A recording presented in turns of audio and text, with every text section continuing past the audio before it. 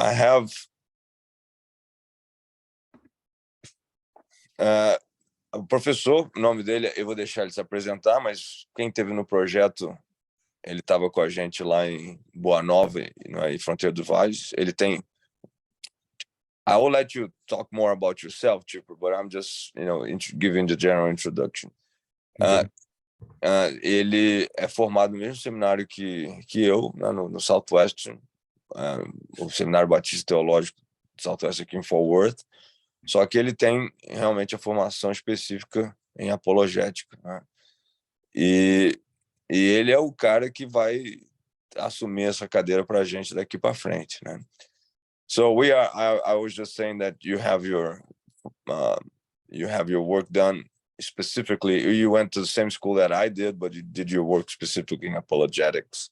Mm-hmm. And we are so very happy that we have this opportunity to use your brain mm-hmm. to more knowledge to those people. Our team, if you just look around, all of them are actually pastors, professors, mm-hmm. and they serve the seminary, our seminary, teaching bachelors, most of them, and just a smaller group is just starting to do that now. So this is part of their training to be able to teach and prepare for the master class.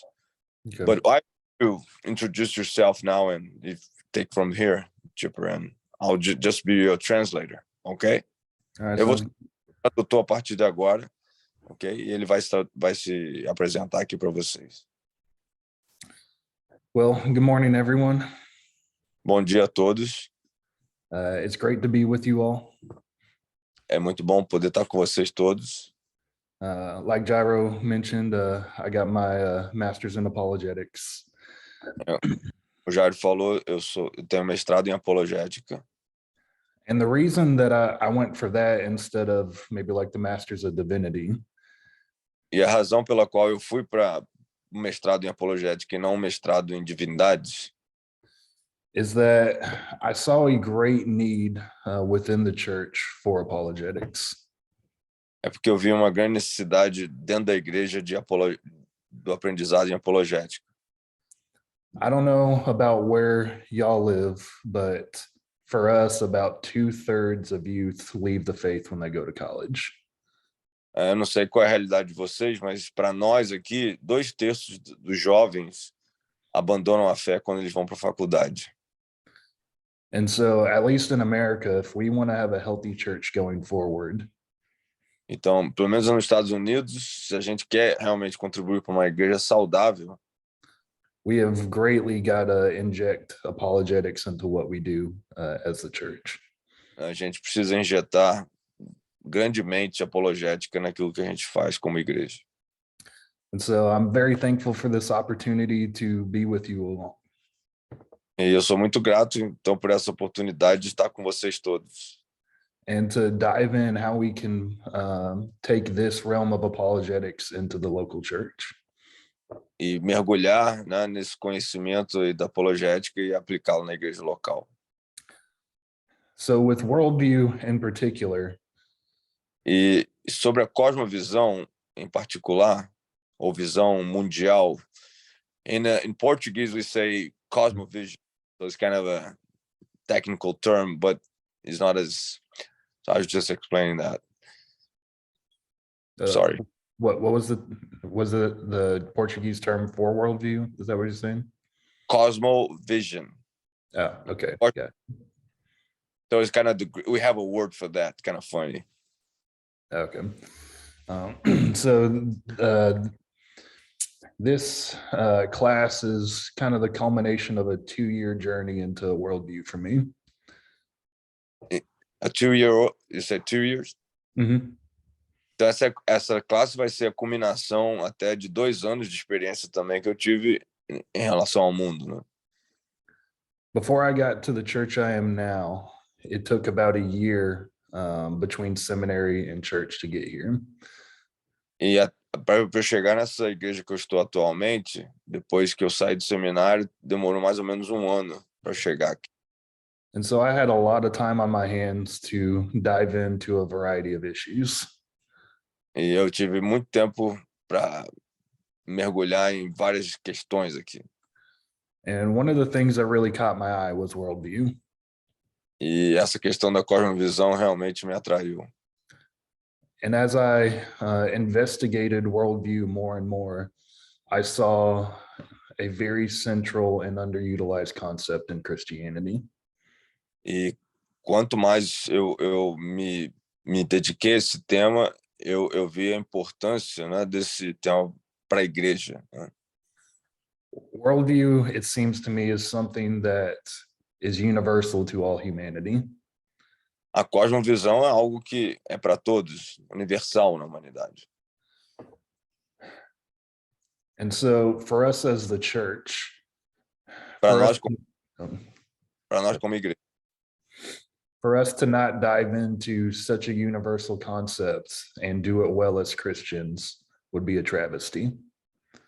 e para nós cristãos não sermos bons, não aplicarmos, entendermos bem esse conceito da cosmovisão, que é de todos, é universal, seria realmente uma tragédia. Christianity is the one true worldview. O cristianismo é também uma cosmovisão. So for us as Christians to not take this thing seriously, Então, para nós cristãos não levar isso a sério, we'll be letting so many people down that are trapped in false worldviews. se a gente não levar a sério, a gente vai acabar deixando pessoas ficarem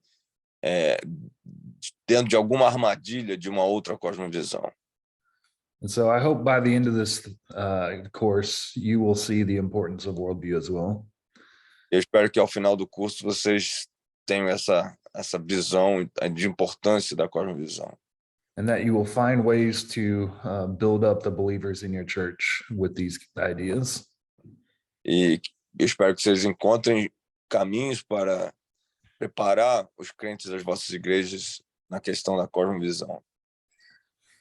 And so with that, let's go ahead and dive into worldview. Então vamos entrar no nosso assunto, na cosmovisão, a partir de agora.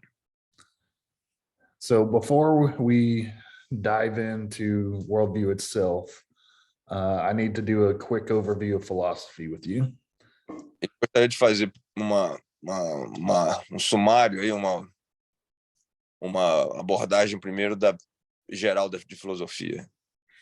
Worldview relies very, very heavily on philosophy, so we need these concepts in place before we proceed. A cosmovisão depende pesadamente de filosofia, então alguns conceitos a gente precisa ver aqui. My hope is that you've encountered these already. Eu espero que vocês já tenham encontrado esses conceitos antes. In that case, this would just be a quick refresher for you. E isso a gente vai falar brevemente, seria só um refrescar, né, dos conhecimentos, dos conceitos. But for those of you who haven't heard it, this will be greatly beneficial. E se você não ouviu ainda, isso vai ser bem benéfico para você. So there are four basic areas of philosophy. Então existem 4 áreas básicas da filosofia: Logic, lógica, metaphysics, a metafísica, epistemology, epistemologia and axiology. e axiologia. So logic answers the question, how do we think? A lógica responde a pergunta de como nós pensamos. It wants to know what are the rules of proper thinking and argumentation. Ela quer saber quais são as regras próprias, adequadas de pensamento e argumentação. And these rules of logic are hardwired into our brains. E essas regras da lógica, elas estão dentro, né, bem firmes no nosso pensamento. Even those who deny the universal rules of logic, Mesmo aqueles que negam as regras universais da lógica, sooner or later will show that they use them too. mais cedo ou mais tarde eles vão demonstrar que eles usam essas regras também. And this makes sense because Jesus in the Greek is logos. E faz sentido, né? Jesus no grego é logos, And logos not only means word, e logos não quer dizer somente palavra, it also means rationality. mas também quer dizer racionalidade. Jesus is the divine rationality. Jesus é a racionalidade divina. And if you notice when he argued with the Pharisees, E notem, por exemplo, quando ele discute com os fariseus, he never lost an argument. que ele nunca perdeu uma discussão. In fact, most of the time he left them speechless. E, na verdade, na maioria das vezes, ele deixou os fariseus sem palavras. Jesus is the greatest logician that ever lived. Jesus é o grande logicista, eu não sei qual é a palavra, homem da lógica que já existiu. So for us, how can we do any less than try to argue well like Jesus? Então, como é que nós podemos não deixar de tentar argumentar bem como Jesus fez? All right, now on to metaphysics. E na metafísica, So metaphysics answers the question, what is real? a metafísica responde à pergunta o que é real, o que é realidade. What does reality consist of? O que a realidade se consiste? Que consiste a realidade? Now, there are various subfields in metaphysics to keep track of. E na metafísica nós temos vários subcampos, subdivisões que a gente precisa manter a consciência, né? The first is ontology. A primeira subdivisão é ontologia. It's the study of being. É o estudo do ser. The second one is cosmology. Segundo é cosmologia, The study of the universe. o estudo do universo. Then you have theology.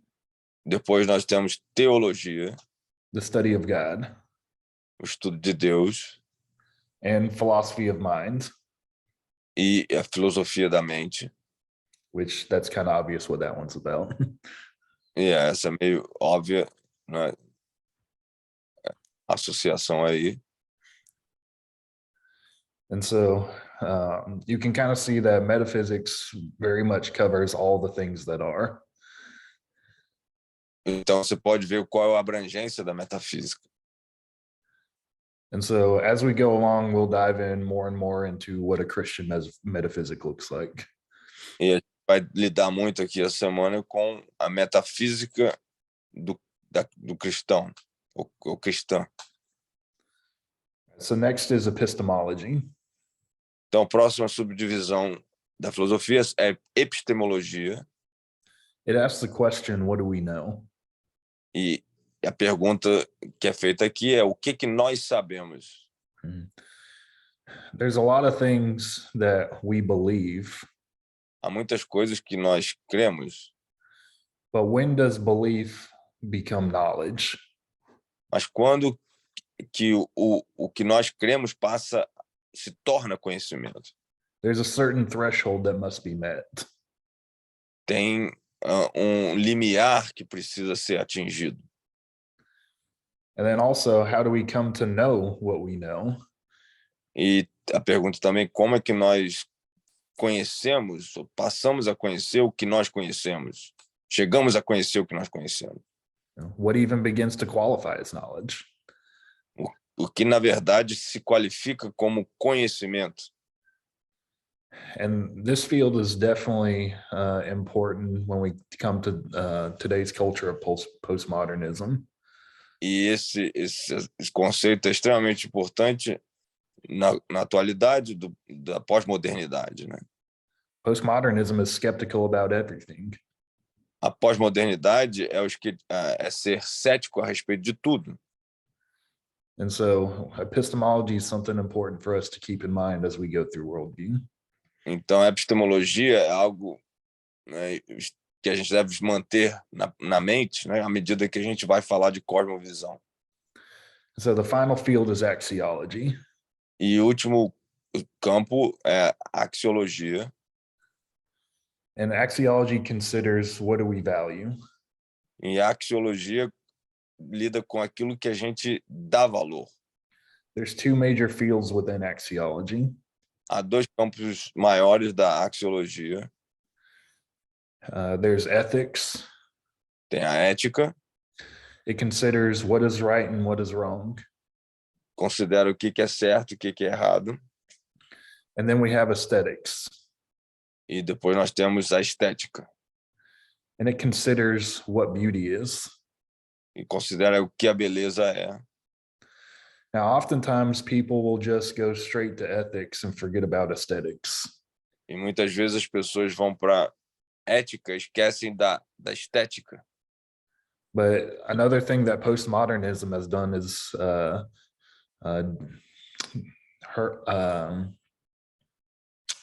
altered people's sense of what is beautiful. Então, a pós-modernidade, ela alterou o sentido das pessoas do que é belo. A lot of art is ugly these days. A lot of what? Art. Art. Muito da arte hoje é feia, simplesmente.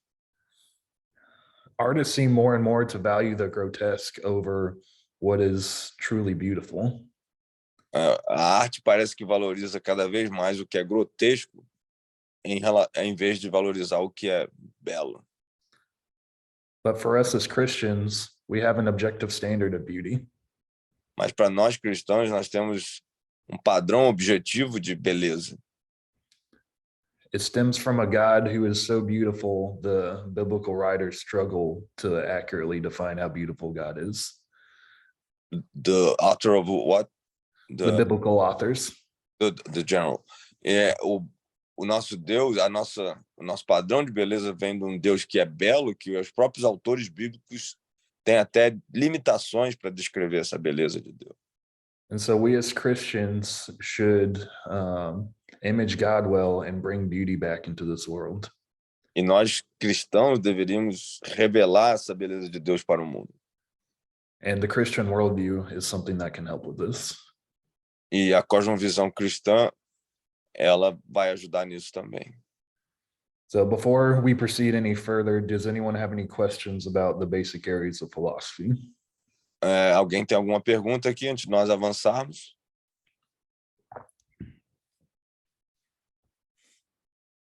Alguém? All right. So now... Pastor Jairo, eu só queria perguntar, as subdivisões da metafísica são 3 ou 4? He's just asking about the subdivisions of metaphysics is 3 or 4. It is 4. 4. Ontology. Eu não peguei a última. He didn't catch the last one, he said. I think Philosophy of mind. Filosofia da mente. Obrigado. Jairo. Oi.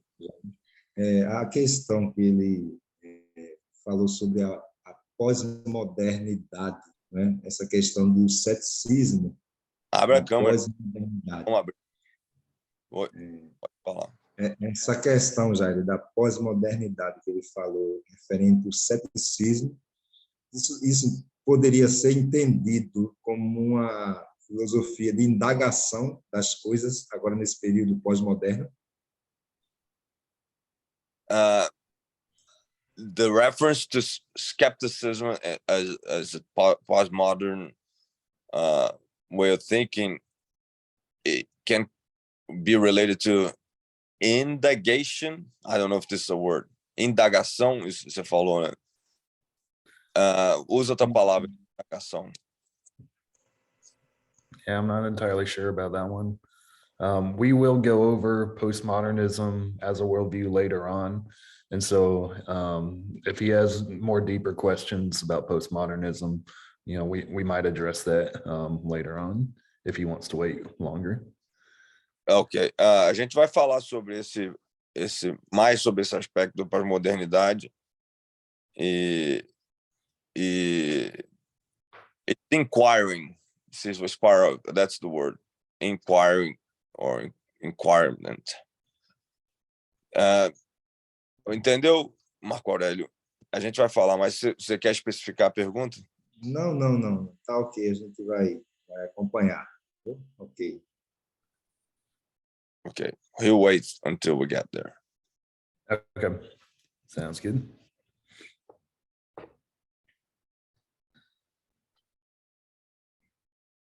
All right. All right, so now we're going to dive into the history of the term worldview. Vamos nos dedicar agora à história do termo cosmovisão. There's a history to the term that when we better understand it, we will better understand the concept itself. E quando a gente entender a história do termo, e o termo a gente vai entender o termo melhor também, quando entender a história do termo. This is going to probably be the boring part of the class for some of you. We will get to a little bit of the more fun stuff, but we got to dive into some of this first so we can get a good footing. E pode ser um pouco cansativo, mas é importante a gente falar sobre isso aqui, depois a gente vai se divertir mais lá com o tema. So your book introduced the term Weltanschauung from the German, but it didn't go into where it came from a whole lot. O livro que vocês têm, ele apresentou o termo Weltanschauung do alemão, mas não foi muito fundo na questão. So it was first developed by the philosopher Immanuel Kant.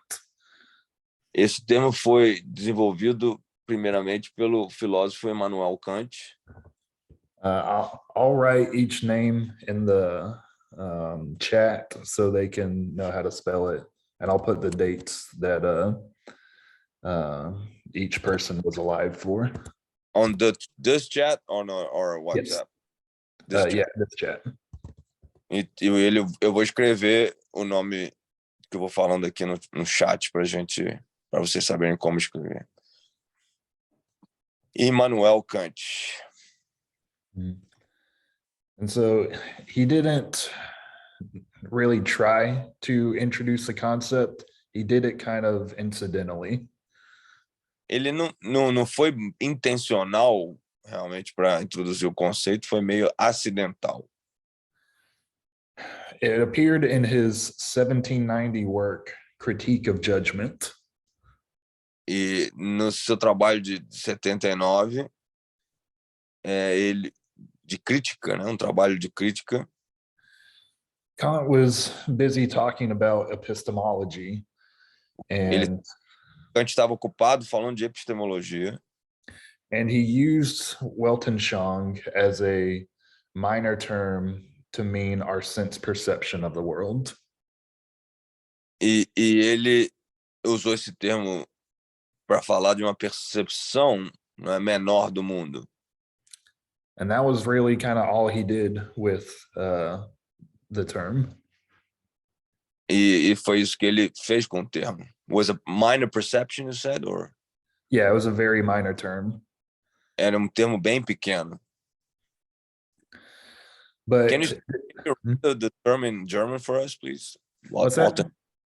Could you write on the chat the term in German? Weltanschauung. Exactly. Oh, you quick, man.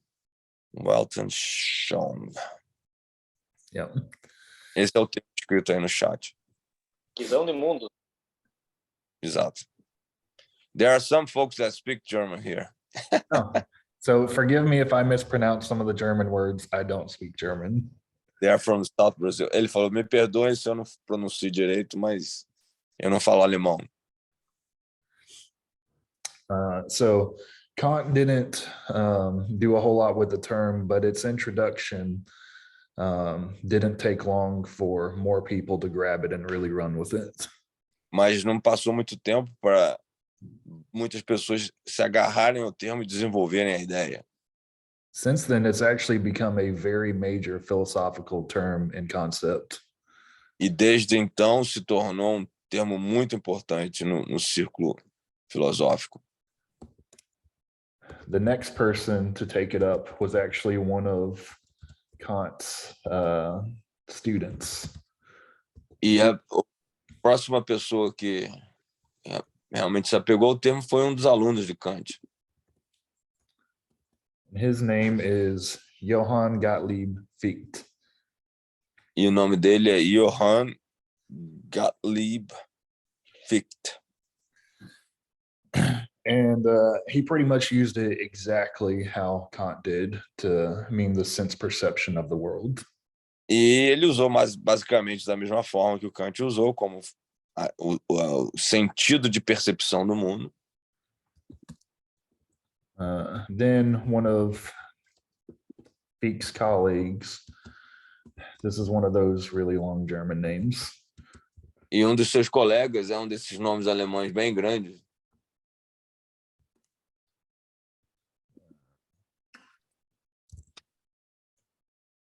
His name is Friedrich Wilhelm Joseph von Schelling.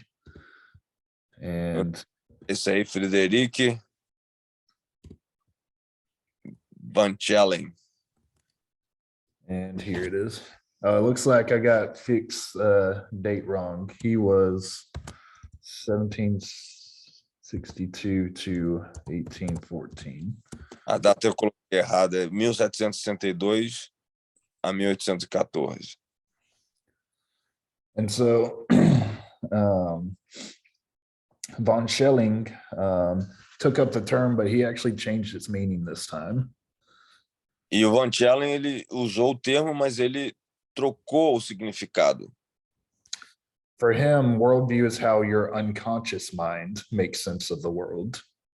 Para ele, cosmovisão é como a sua mente inconsciente faz sentido do mundo.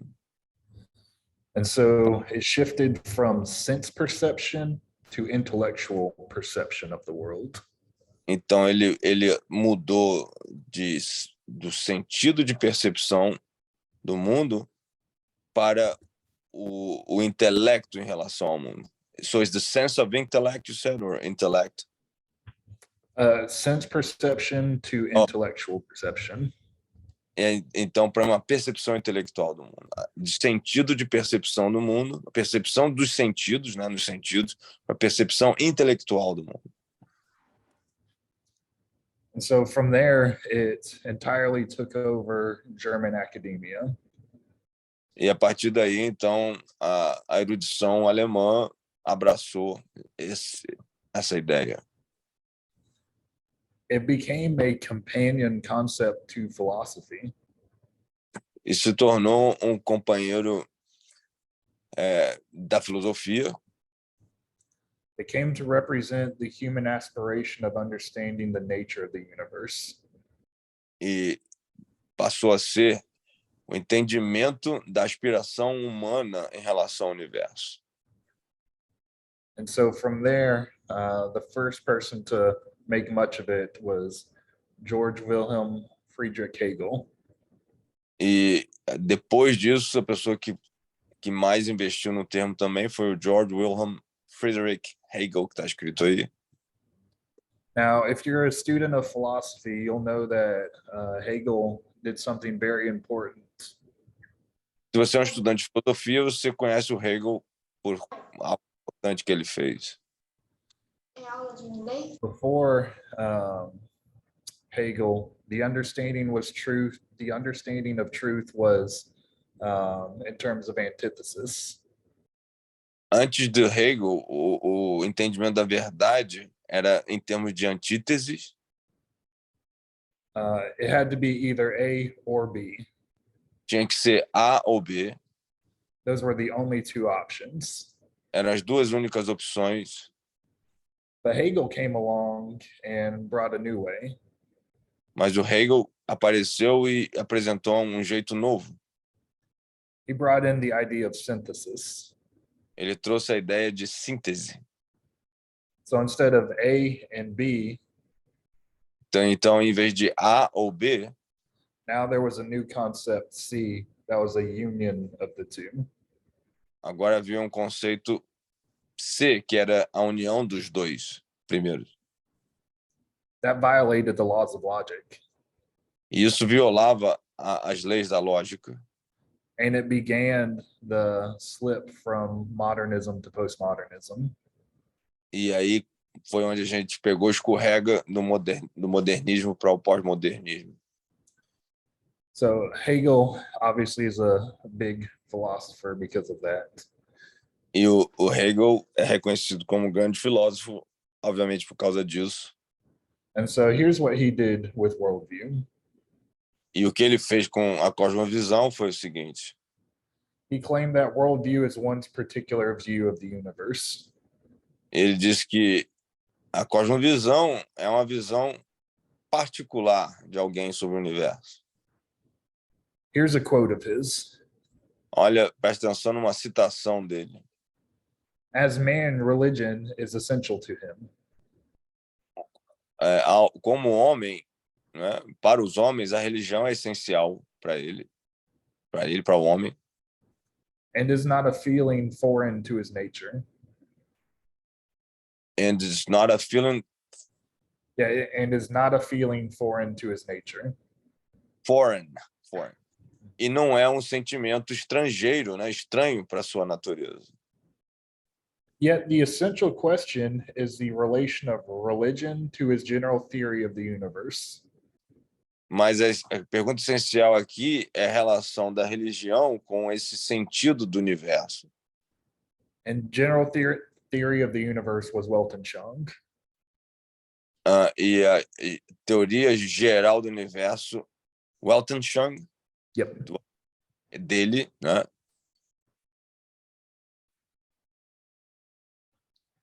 Can you clarify that? I don't think I did a good job on the idea.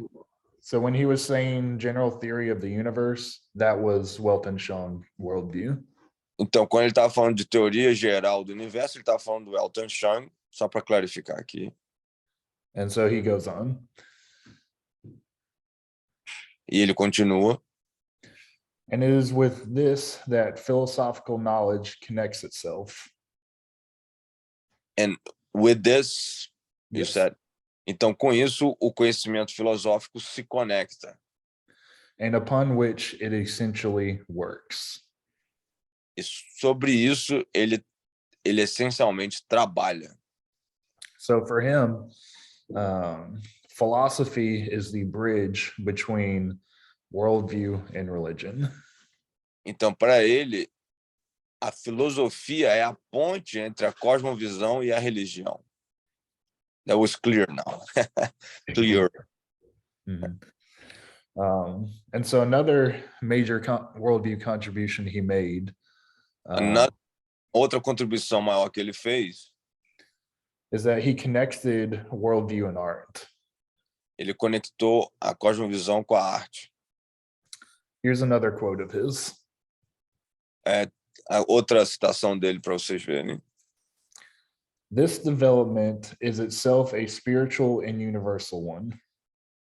Este desenvolvimento é um desenvolvimento espiritual e physical one, Universal. Universal, desenvolvimento espiritual e universal. Since the sequence of definite conceptions of the world, já que I should read that. Since, say that again. Since the sequence of definite conceptions of the world, já que o sentido de sequências definidas do mundo, as the definite but comprehensive consciousness, à medida que that's kind of hard. I know. So here, let me give you the whole phrase there. As the definite but comprehensive consciousness of nature, man, and God gives itself artistic shape. À medida que a compreensão definida, né, do mundo interfere na compreensão de Deus e da arte, né? So basically was what you're talking about, the relation between worldview and art, right? Yes. Yes. So it's what it means by definite on that sense is like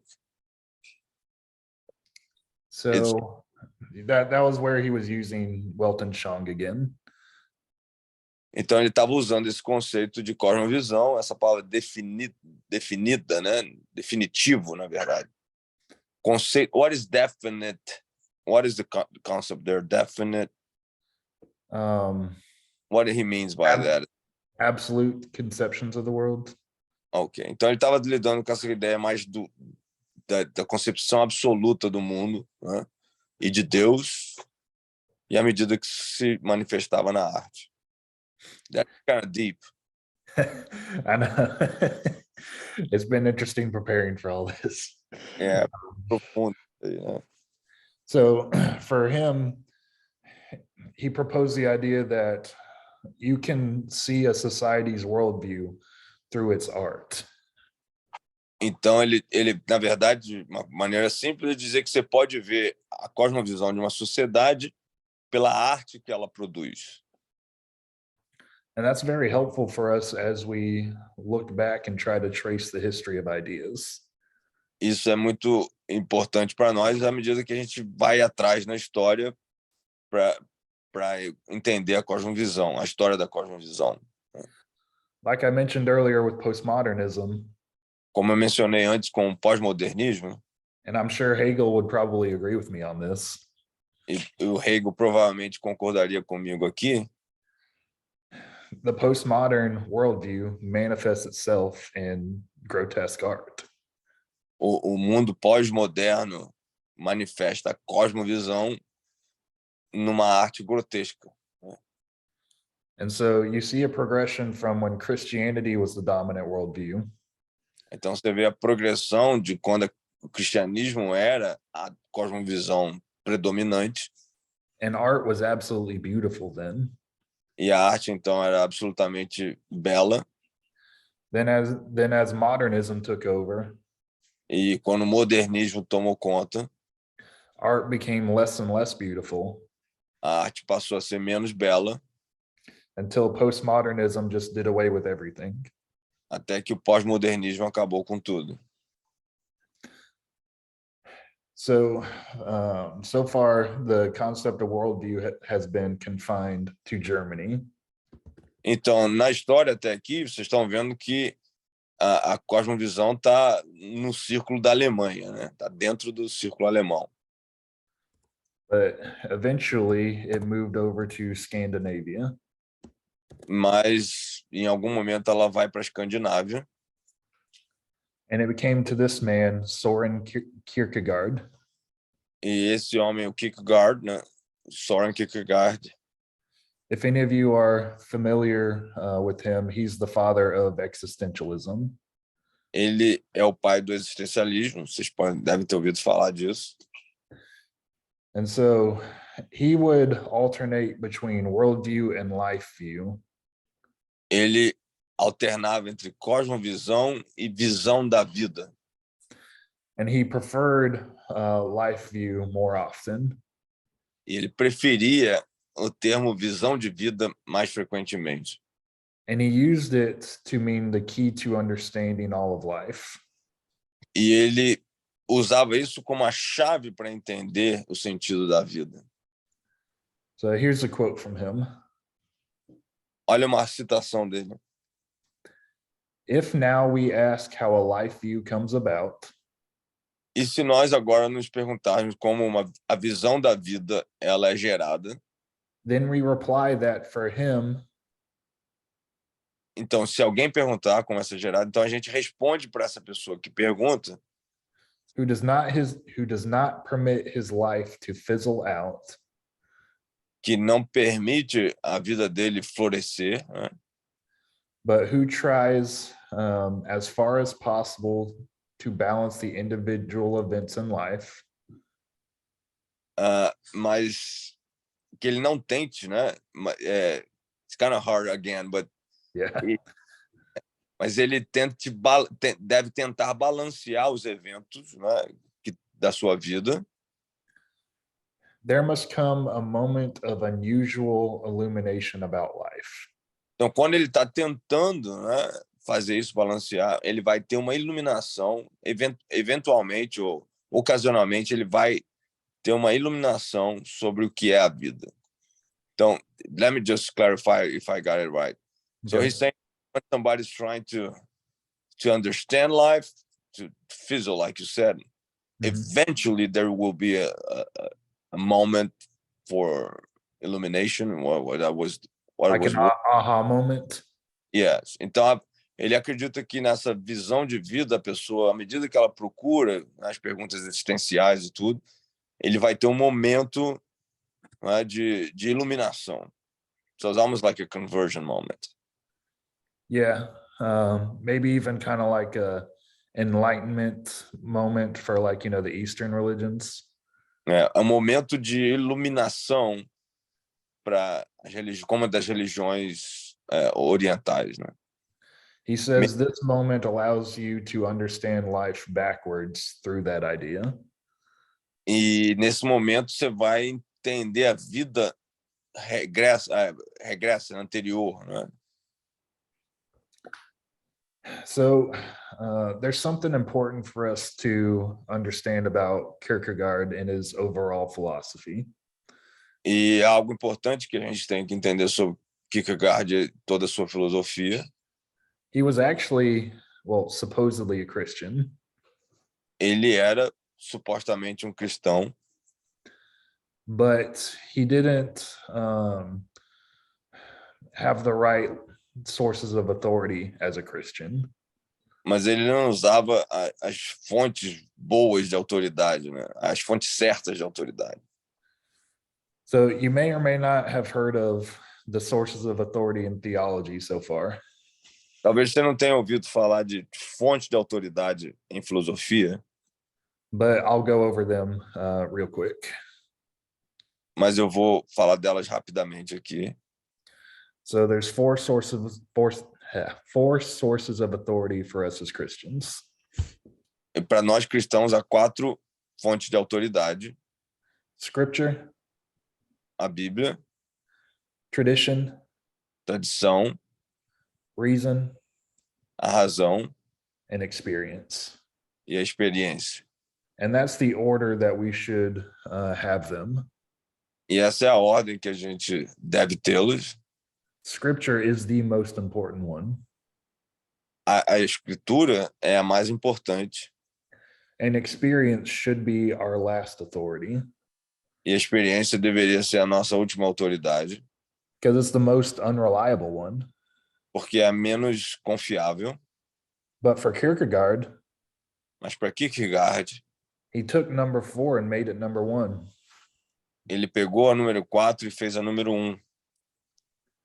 Experience was everything for him. Absolute? I'm sorry. Experience was everything for him. I'm sorry. A experiência era tudo para ele. And so, if you recall from his quote, a particular experience is the key to understanding life. Então, se vocês lembram da citação, uma experiência particular, ela é chave para entender a vida. And so, for us as Christians, we need to recognize this and watch ourselves with that. E para nós cristãos, a gente precisa perceber isso nele, né? E ter cuidado. The key to understanding all of life is never going to come from ourselves. A chave para entender a vida toda nunca vai vir de nós mesmos. It's only going to come from the Word of God. Só pode vir da palavra de Deus. Let's see.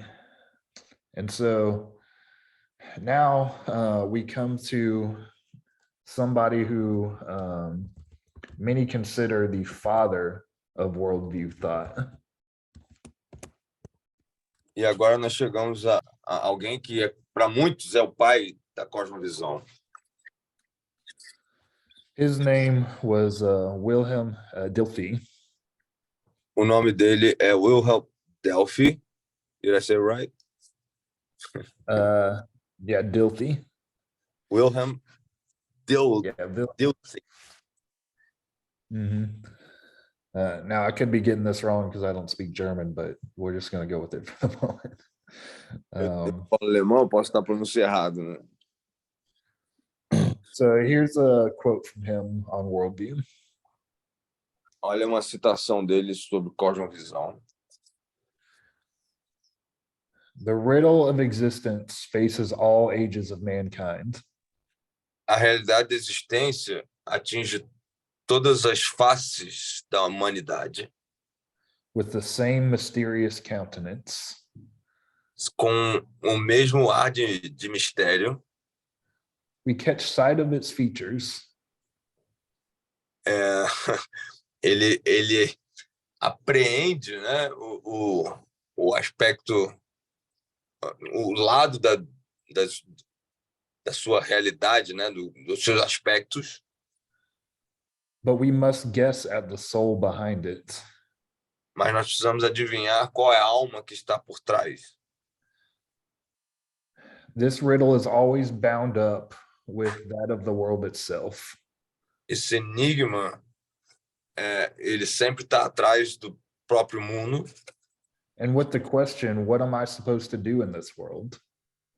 E a pergunta, o que eu devo fazer nesse mundo? Why am I in it? Por que eu estou nele? And how my life in it will end? E como a minha vida vai terminar nesse mundo? Where did I come from? De onde eu venho? Why do I exist? Por que eu existo? What will become of me? O que vai ser de mim? This is the most general question of all questions. Essas são as perguntas mais gerais de todas as perguntas. And the one that most concerns me. E a que mais me preocupa, The answer to this question is sought in common. the answer is what? To this question is sought in common by the poetic genius, the prophet, and the thinker. E a resposta dessas perguntas, ela na verdade é difícil para as pessoas mais floríferas, os gênios. And Pra so quem- here, what's that? I was just filling the rest of the thought. Oh, the term. sorry. So here we see something very important about worldview. Então aqui a gente vê algo extremamente importante sobre cosmovisão. All worldviews must face life's most important questions. Todas as cosmovisões vão ter que encarar as perguntas essenciais da vida, mais importantes da vida. I mean, think about these incredible questions he's asking. Vejam quão incrível é essas perguntas que ele está fazendo aqui. Why am I in the world? Por que eu estou no mundo? Where did I come from? De onde eu venho? And the one he thought was most important, what will become of me? E aqui ele achava que era mais importante, o que vai ser de mim? O que eu vou me tornar? He's right. Every person on the faces of this earth has to face these questions. E ele tem toda a razão. Todas as pessoas na face da Terra precisam encarar essas perguntas. This is one of the most appealing things about worldview to me. E isso é algo que talvez seja o que mais me apela, né? O que mais me atrai, desculpem, na questão da cosmovisão. I mentioned earlier, many youth leave the church in America. Eu falei mais cedo que muitos jovens abandonam a igreja durante a faculdade nos Estados Unidos. And the sad reality is many of them leave because they have these same questions. E a triste realidade é que eles largam a igreja, saem da igreja porque eles têm essas mesmas perguntas aqui. And they go to their churches and they try to ask these questions. E eles vão para as igrejas fazendo essas perguntas, tentando fazer essas perguntas.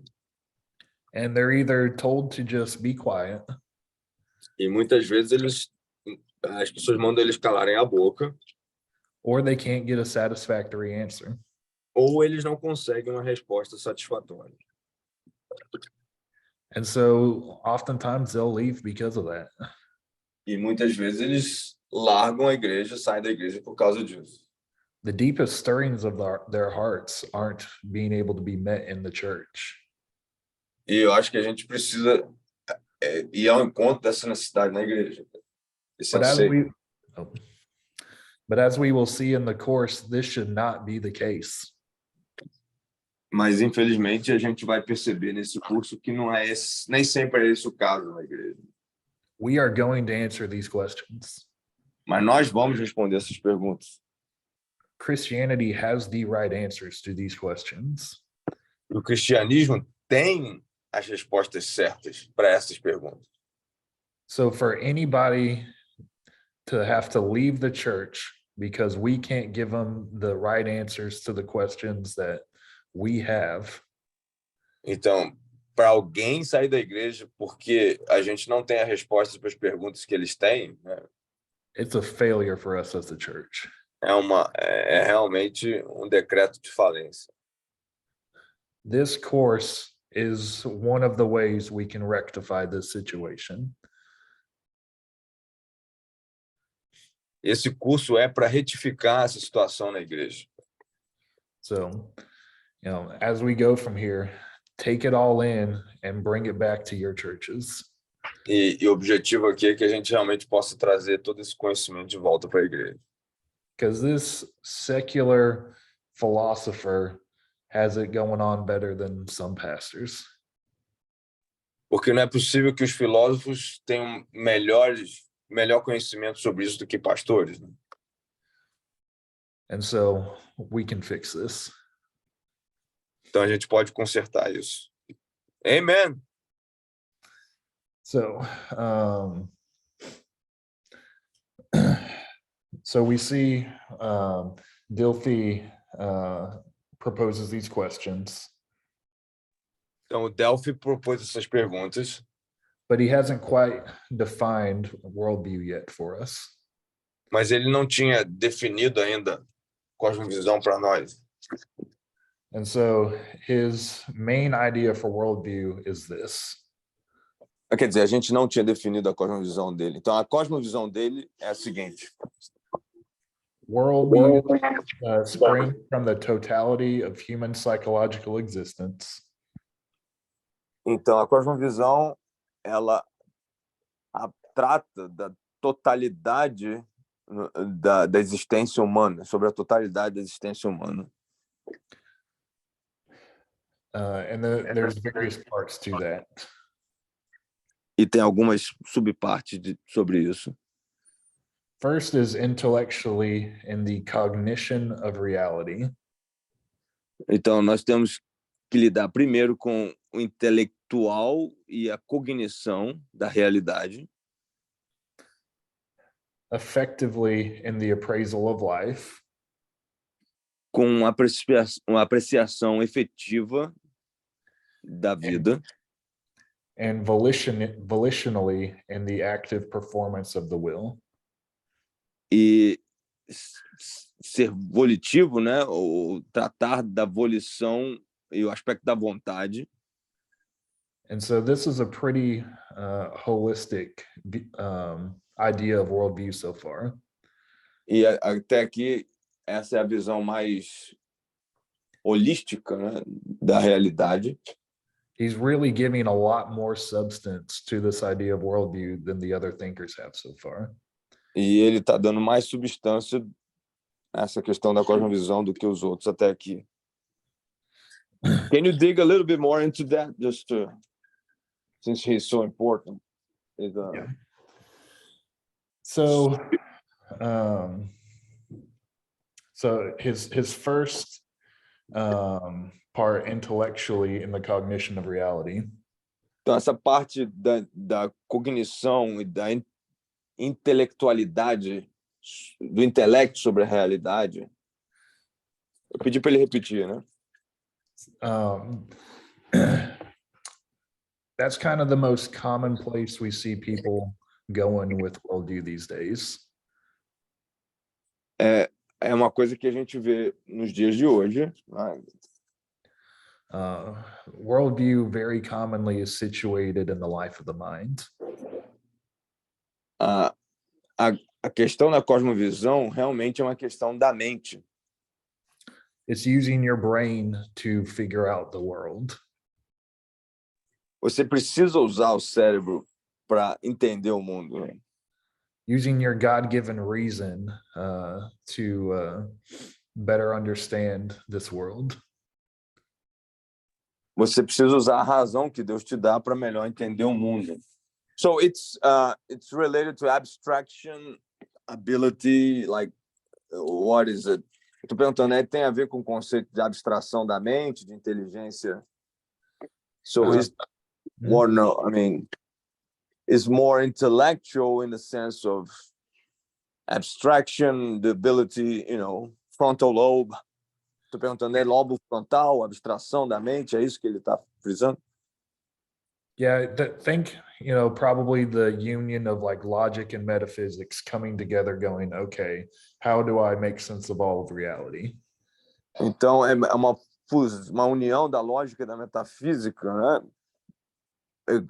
Respondendo a pergunta, como é que eu faço sentido da realidade? And so that's kind of the first component, but he goes further than this. Esse é o primeiro componente do Delphi, né? Mas ele vai além disso. And I think that's a very praiseworthy action. E é algo extremamente que a gente pode realmente ver o valor, né? Dá valor. Because if you think about it, the way you think about things manifests itself in your actions. Porque se você pensar, a maneira que você pensa sobre coisas, essa maneira vai se manifestar em ações. We're not only rational creatures. Nós não somos só criaturas racionais. We're feeling creatures. Nós sentimos, as criaturas que sentem. We're active creatures. Nós somos criaturas ativas. The things that go in our mind eventually come out one way or another. E as coisas que estão na nossa mente, elas vão acabar vindo para fora, saindo de uma hora mais cedo ou mais tarde. And with his remaining definition, e o resto da definição dele, he acknowledges this reality. ele entende, né? Ele aceita essa realidade, né? Define essa realidade.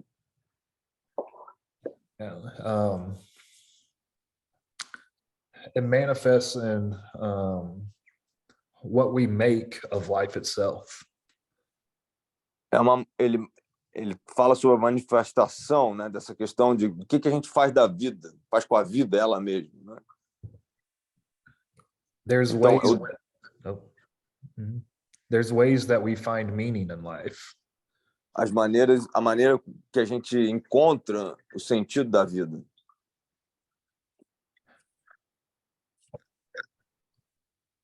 We have a certain regard for the existence of life when we take a look at one another, don't we?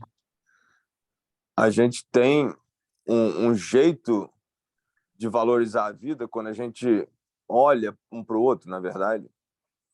We understand that there's something unique to mankind. A gente entende que há algo único na humanidade. That's something that Francis Schaeffer calls the mannishness of man. Manishment? Mannishness. Oh. Yeah, that one might be a little difficult. Let's go with the unique qualities of man. Fala que é a humanidade no homem, né? Tem algo que a gente percebe no homem, né? We're not like anything else in all of creation. É algo distinto no homem de todo o resto da criação. And so we have a unique take on life itself. A gente tem uma percepção única da vida. We have a unique take on how we find meaning in the world and purpose. E a gente também tem uma percepção única sobre como encontrar sentido na vida. And so the way that we appraise life, então a maneira que a gente aprecia a vida, takes us into the active performance of the will. Então nos leva a manifestar de uma maneira clara, né, essa vontade, pela nossa vontade, né? So it's like, I'm just trying to tickle a little bit here. So it's the rational, like you're talking about humans, if you compare to animals. Se a gente comparar homens e animais, né? A percepção da vida. And what is different, like more objectively, mais objetivamente. O que we just don't live to survive. That's what you're saying. We just don't live day by day I'm just trying to make it real simple here. Like we are not just going after, the real basic stuff of survival, reproduction, shelter, food. And so we need something more. Is that the point? Tô falando, a gente não vai só atrás das coisas básicas da vida do homem, como comer, reproduzir, abrigo, mas coisas mais profundas. I think there's kind of two concepts kind of going at play, which obviously Dilthey, as a secularist, doesn't understand, but we know. O Delphi, ele, como secularista, ele não entende, mas a gente entende, né? Mas algumas coisas ele destaca aqui. Go ahead. We have the image of God. Nós acreditamos, né, que a gente tem a imagem de Deus. Because of that, there's unique characteristics that we have that the rest of creation doesn't. Então nós temos características que o resto da criação não tem, né? We can do things like reason, love. A gente pode amar, a gente pode raciocinar. We can be creative. A gente pode ser criativo. We can make beautiful works of art. A gente pode fazer arte, né? Que é bela. We can create music. A gente pode criar música. There's so many things that we as humans can do that animals are never going to be able to do. Há tanta coisa que nós fazemos que os animais nunca vão poder fazer. And then there's a concept from C.S. Lewis that I think also is helpful here. E há também um conceito do C.S. Lewis que eu acho que é importante aqui. And he calls it the inconsolable longing. E ele, the what? Ele chama isso. Inconsolable longing. Can you write it down? É um anseio inconsolável, eu acho. É isso aí. É o conselho, o anseio inconsolável do C.S. Lewis. And what that is we know that there is something that this universe cannot satisfy in us.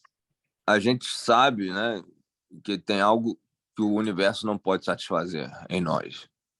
Every longing besides this one that we have can be satisfied by something natural. Todos os outros anseios que nós temos, eles podem ser saciados, exceto isso aqui. When we get com thirsty, o mundo natural. Com o mundo natural. When we get thirsty, there's such a thing as water. Quando a gente tem sede, a gente encontra água. When we get hungry, there's such a thing as food. Quando a gente tem fome, a gente encontra comida. When we long for relationships with fellow humans, we can have friendships. Quando a gente tem vontade de ter relacionamentos com outras pessoas, a gente encontra esses relacionamentos. And we have families as well. E a gente tem famílias também. And we could keep going on and on and on and list, every longing that we have, we can find a way to satisfy in this world. Então, todo anseio que a gente tem, a gente encontra um jeito de satisfazer nesse mundo. But there's this kind of restless longing inside of us, though. Mas tem esse anseio, né, que está dentro de nós. We can think of quotes like from Augustine, our hearts are restless until they find their rest in God. Agostinho falava que nossos corações são eles não encontram descanso, a não ser que a gente encontre o descanso de Deus. We can think of philosophers like Pascal, Pascal, ele é filósofo, ele who talked about an infinite abyss that lies in the heart of every man that can only be filled with God. ele fala desse abismo infinito no coração do homem que só pode ser preenchido com Deus. And so when we look around at our world and we see hurting people, Então, quando a gente olha para as pessoas no mundo, they're all trying to satisfy this longing with things that cannot. então as pessoas estão encontrando um jeito de satisfazer esse anseio com coisas que não vão satisfazer esse anseio. Oftentimes you see the richest people in the world are the least satisfied. Muitas vezes você vê os ricos do mundo So sendo many, os menos satisfeitos. yeah, so many of them are addicted to drugs. Tantos são viciados em drogas e tal. So many of them, hire all sorts of escorts. Of what? Escorts. Escort girls? Yeah.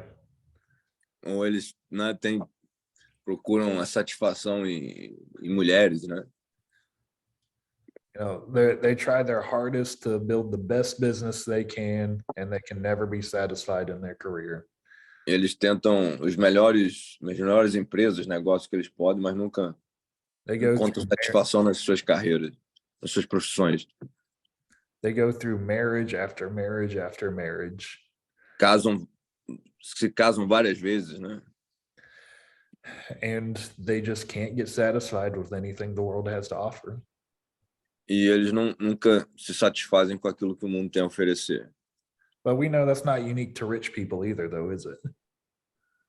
Mas a gente sabe que isso não é só dos ricos, né? Não é um problema só dos ricos. All we have to do is look around us and see people doing similar things. E a gente só precisa olhar à nossa volta e vai ver gente fazendo isso. But we as Christians know where we can finally be truly satisfied. E nós cristãos temos a resposta para essa satisfação, né? Onde encontrar essa satisfação. We know from scripture that it's only God who satisfies us like that. A gente sabe, né, pela palavra de Deus, que só Deus vai trazer essa satisfação. And so with Dilthey, we see that he recognizes this inconsolable longing. A gente vê com Delphi que ele tenta reconciliar esse anseio inconsolável, né? The only problem is he doesn't have the right answer to it. O único problema é que ele não tem as respostas certas para isso. Can I ask a question about this? Eu vou fazer uma pergunta. How do you think, I don't know if because you're just in the historical part, but just trying to, the sense of the eternality. Yeah. Because does that play a role? O sentido de eternalidade também entra aqui. Because it's like when you just see things that just, they are there for a season. They can only satisfy you for a little while, right? So how does that, any of those authors work with that? E nenhum desses autores aí trabalha com esse sentido de eternalidade também, não? Or no? You ought to be a Christian to work with that. Because to us, for Christian theology, that's really important, right? The sense of eternality, everlasting things, Yeah. A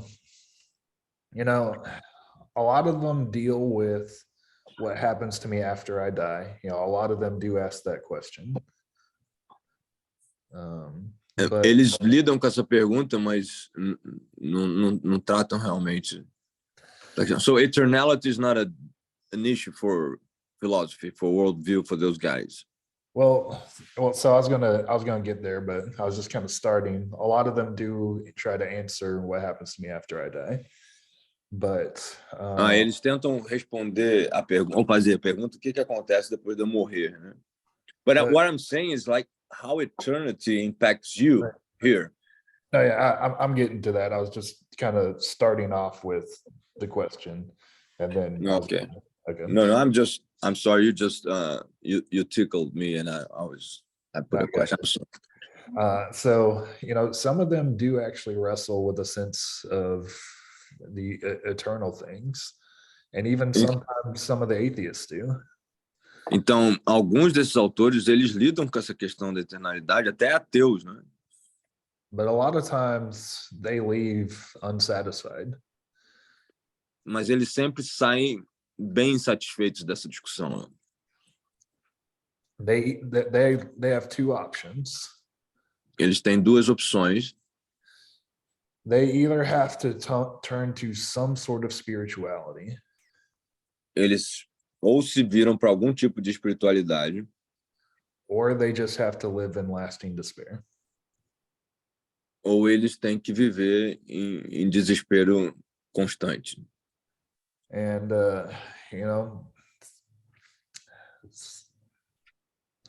some of them just have to live that way. Like our next guy that we're going to look like is actually kind of the father of the despair worldview. E o próximo cara que a gente vai falar aqui é o pai da cosmovisão do desespero. And that's actually a good segue. We can touch on him real quick. It's É até uma boa continuidade desse assunto. What's his name? Friedrich Nietzsche. Oh, Nietzsche. Yep. Nietzsche. Friedrich Nietzsche. Yeah. If you recall, he's the guy behind nihilism. Ele é o cara que está por trás do nihilismo. He came to the conclusion that there is no God, and Ele chegou à conclusão de que não existe Deus and that there is no hope in life. e que não existe esperança na vida. There's no meaning to be found in anything. Não há sentido, você não pode encontrar sentido em nada. Life is literally pointless. A vida ela não tem nenhum sentido. Any inconsolable longing you have will not be satisfied. Qualquer anseio inconsolável que você tenha nunca vai ser satisfeito. And so, yeah, we have a concrete example from him that he rejects the sense of the eternal. Então ele rejeita o sentido da eternalidade, And many do eterno, né? And many guys from him on in the secular world don't have any hope either. E os caras que seguem ele depois também não têm nenhuma esperança. He was one of the major people in the transition from modernism to postmodernism. Ele foi o principal pivô da transição do modernismo para o pós-modernismo. It would probably be helpful for me to trace the history of philosophy real quick to kind of clarify some of this. E se a gente trouxer um pouquinho de história da filosofia aqui, a gente vai clarear um pouco.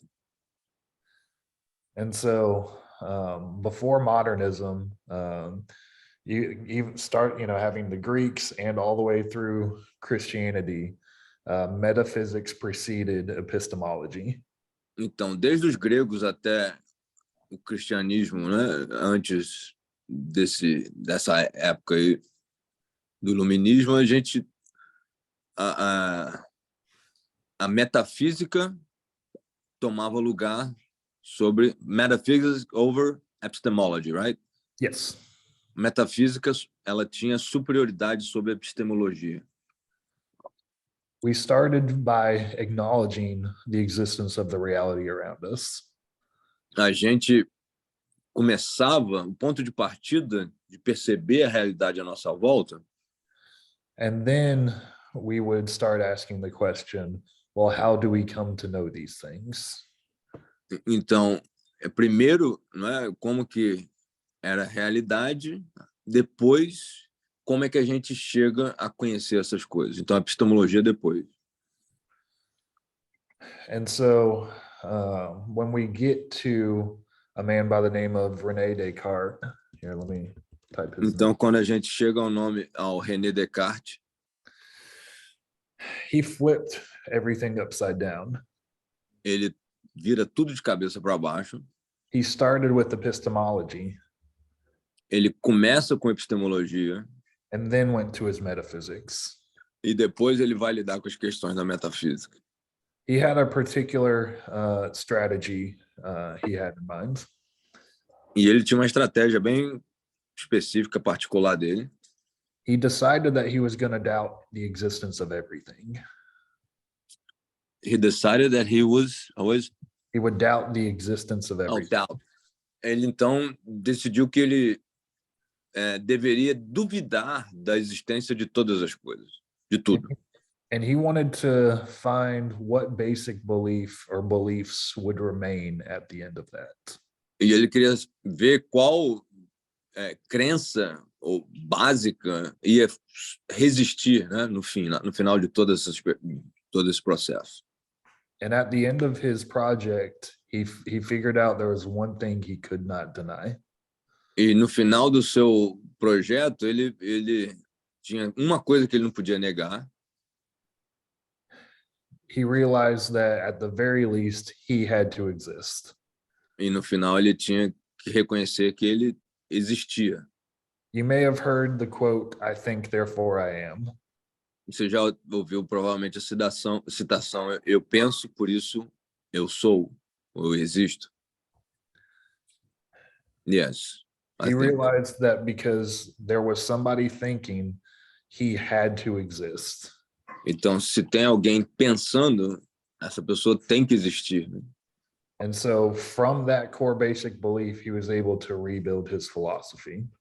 Então, a partir desse pensamento básico, ele pôde reconstruir a sua filosofia. The funny thing was he was a Christian. E ele era cristão. Né?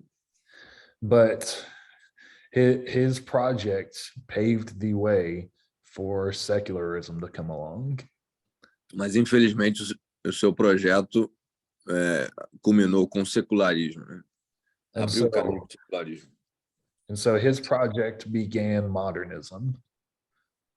Então, ele começou o modernismo. Né? And the goal of modernism as a whole E o objetivo do modernismo was to get rid of the idea of God era se livrar da ideia de Deus and still find an overarching objective truth to the world.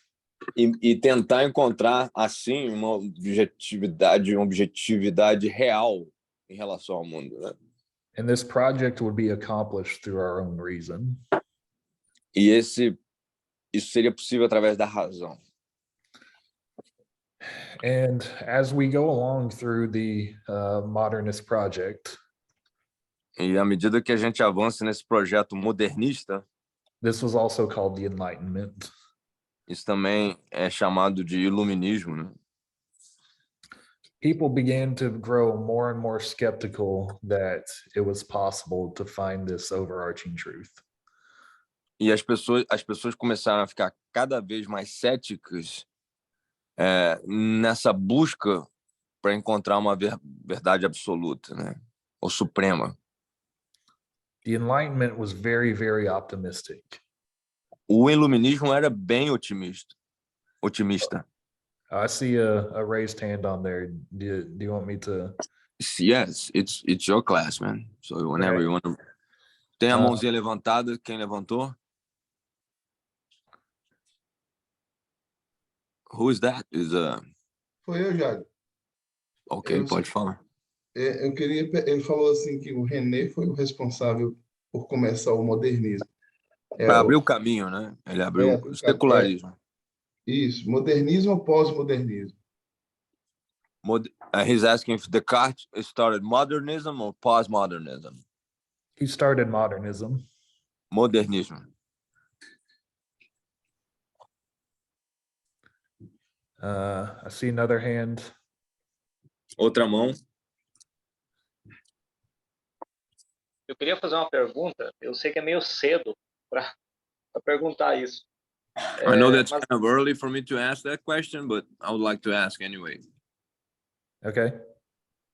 Mas assim, uma coisa assim que eu tento desenvolver, trabalhar isso, não é com os novos cristãos, mas é com pessoas que estão há anos na igreja e elas estão com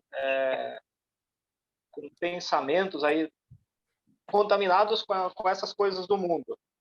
Marxismo, movimentos que o mundo defende, e elas creem mais nessas coisas do que no cristianismo em si. Como trabalhar essa questão dentro da igreja? There's a lot of people that have been in church for many, many years, and they still have, involvement with some kind of worldly philosophy or even political, philosophical, like Marxism, for instance. Mm-hmm. And that's kind of a question I want to ask in this course. That's why he was saying that maybe too early.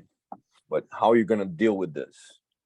How do we deal with worldly philosophy in the church? Yeah, like someone as a Marxist and is a Christian, and Okay, so I'm going to start with a particular principle, and then I'll go more specific towards the content of your question. Então, eu vou ser mais específico e depois vou responder no sentido geral a sua pergunta. So, as a general category, we shouldn't always be entirely afraid of worldly philosophy. Então, a gente não deve ter medo de filosofias mundanas, né? Because of this principle. Por causa do princípio all truth is God's truth. De que toda verdade ela é verdade de Deus, provém de Deus. And so, all people are image bearers. All people? Yeah, all people are image bearers. Todas as pessoas são portadores da imagem de Deus, né? God has given us a rational mind because of that. Deus nos deu uma mente para raciocinar por causa disso, né? There are going to be times where worldly philosophers get something right. Há momentos em que os filósofos do mundo, eles acertam alguma coisa. And when they get that thing right, we should acknowledge that.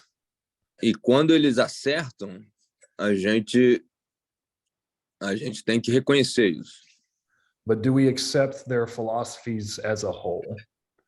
Mas a gente tem que aceitar a filosofia deles como um todo? Certainly not. Claro que não. And so that's part of our job, is to help people understand what is true and what is not as they encounter worldly ideas. Então, o nosso papel aqui parte do nosso papel é ajudar as pessoas a encontrar essa verdade, né?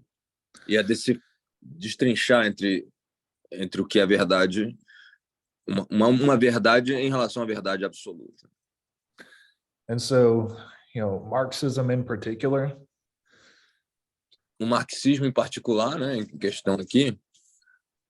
Honestly, there's no truth in that one. É difícil, honestamente, é difícil ver verdade nisso aí, né?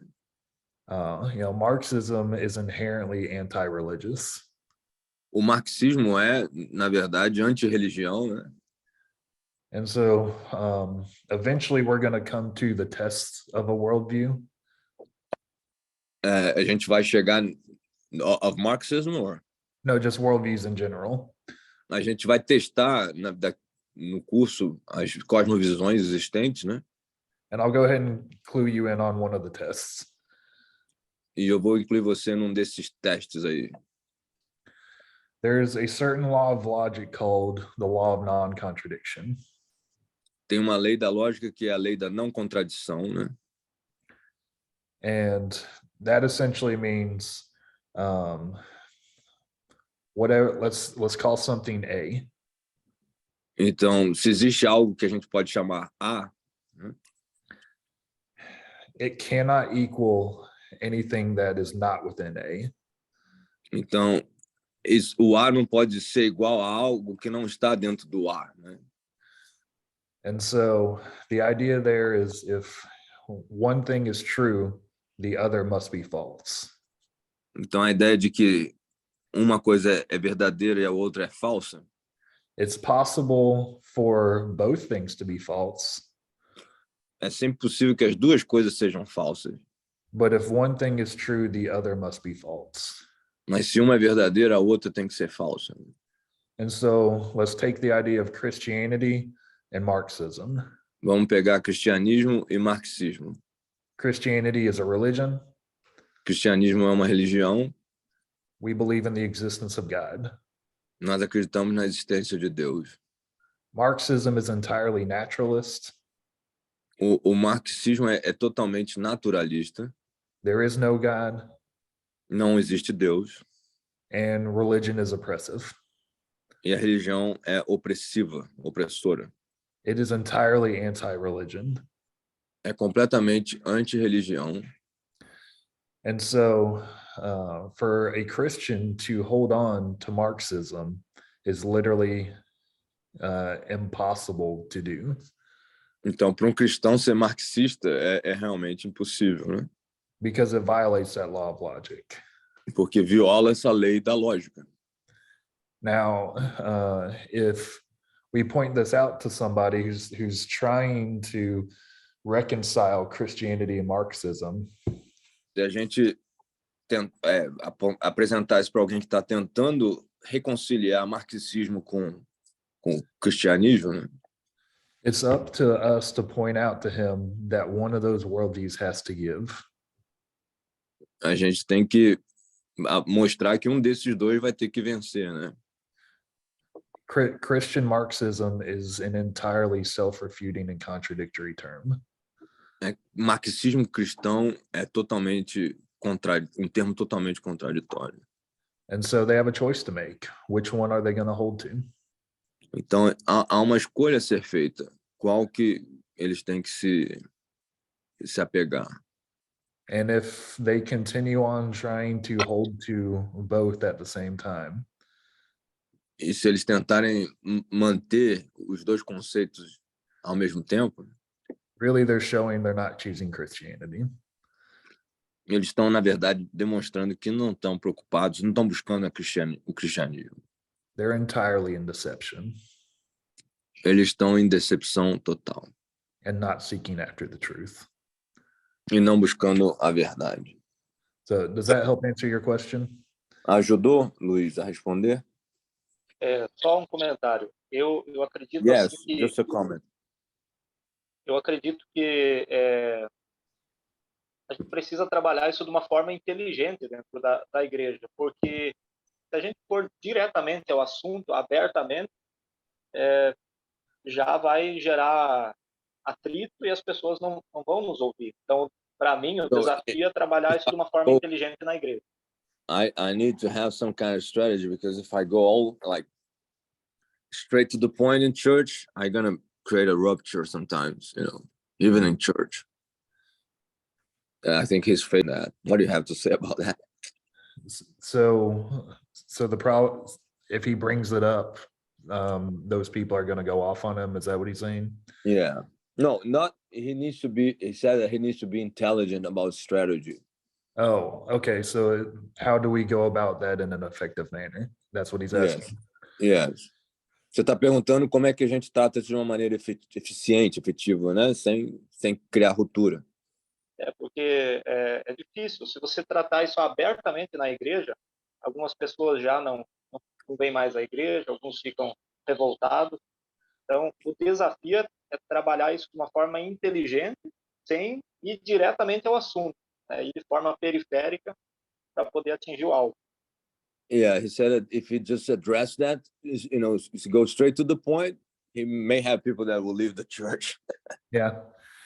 All right. Well, I think that's a different point, right? Strategy. Yeah. Apologetic strategy. Yeah. All right. So there's going to be two aspects to this strategy. A estratégia, vamos falar aqui de dois pontos, né? First, in actually addressing it conceptually.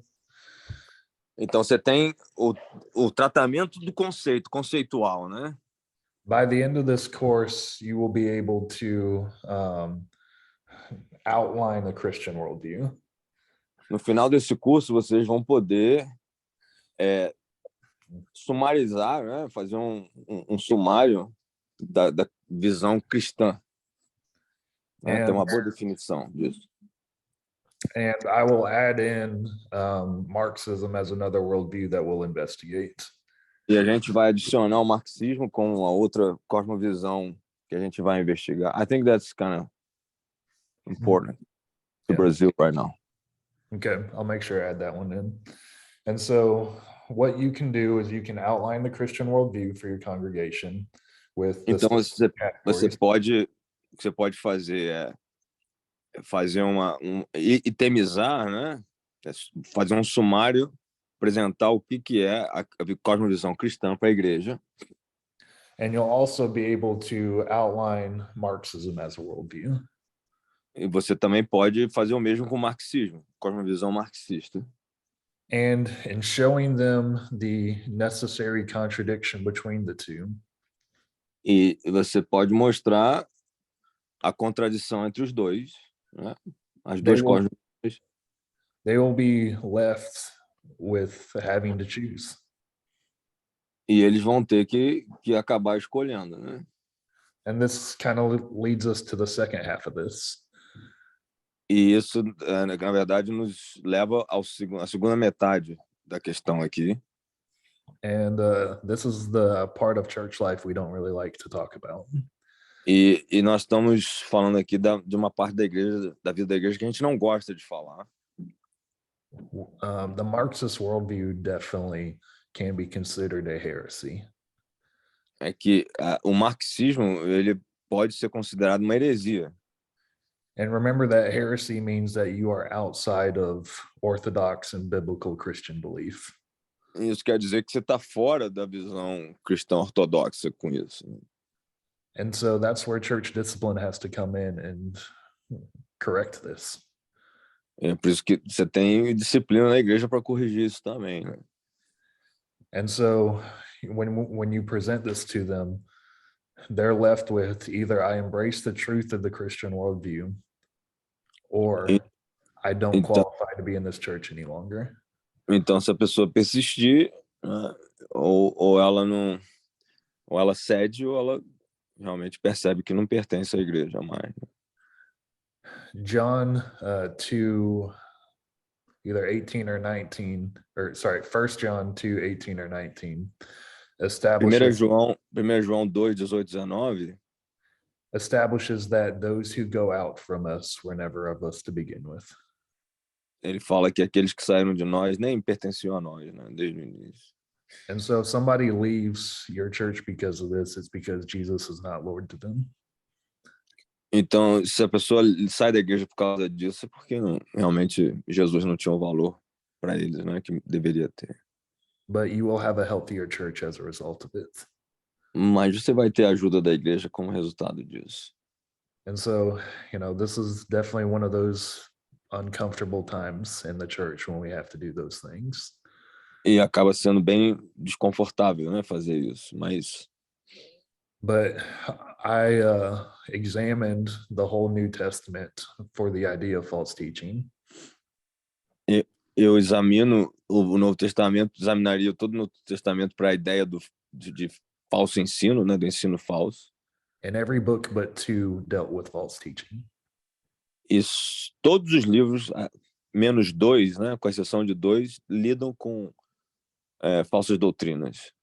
25 out of 27 New Testament books deal with the idea of false teaching. 25 dos 27 livros do Novo Testamento lidam com a ideia do ensino herético falso, né? The New Testament expects us to prop up, this is what we believe as Christians. And if então, o Novo Testamento espera da gente, né, que a gente defenda o que é um ensino verdadeiro contra o falso. Né? And if you can't, believe these right things, you're just not a part of the church. E se você não acredita naquilo que é verdadeiro, você não é parte da igreja. I mean, go back through some of the writings of Paul and see how passionate he was about these false teachings. Veja como Paulo era extremamente passional quando falava de falsos ensinos, né, falsas doutrinas. Actually, let's go ahead and go to Galatians chapter 1 real quick. Em Gálatas 1, Se alguém puder abrir. You know that you can share screen, right? But I can ask someone to do that for you too in Portuguese if you want. Okay. Well, I don't have the Portuguese Bible pulled up for this. No, you just ask. They have it. Gálatas Claudinei, se puder compartilhar a tela aí. Okay. Have somebody read Galatians 1:6-9. Se alguém puder ler Gálatas 1:6-9.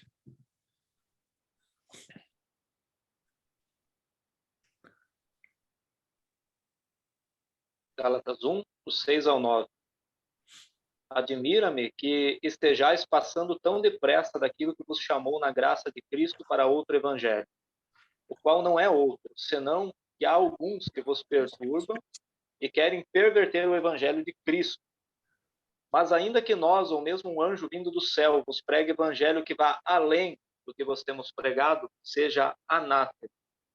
Assim, como já dissemos, e agora repito, se alguém vos prega evangelho que vá além daquele que recebestes, seja anátema.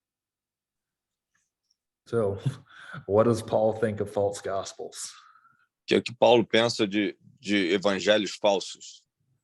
He is not a fan of those one bit, is he? Ele não é fã deles, né? Nem um pouquinho. Né? He's literally calling curses on false gospels. Ele amaldiçoa, né? Esse tipo de evangelho. And so I would definitely qualify Marxism as a false gospel. Eu realmente qualificaria marxismo como evangelho falso. You have Alberto here. Alberto, você tá aí? Alberto is from Mozambique. Mm-hmm. And Sim, estou aqui. Because, you know, they were on... Yes, I'm here. Hi. Como é que essa experiência? A little bit, because Mozambique was a communist, you know, country for a while. Como é que essa experiência do marxismo? Aí, o que... Olha, E a igreja? o marxismo foi